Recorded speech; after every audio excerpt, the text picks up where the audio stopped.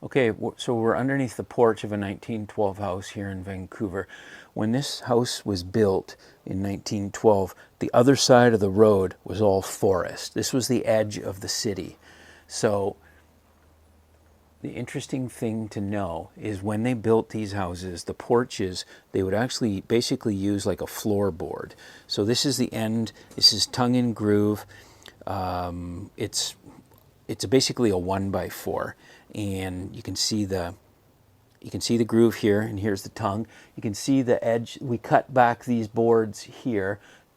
Eventually, what had happened is all the tongue and groove deck boards had rotted. Not all of them, I mean, where it's really well protected, but at the front. And then what happened was somebody somewhere at some point added plywood.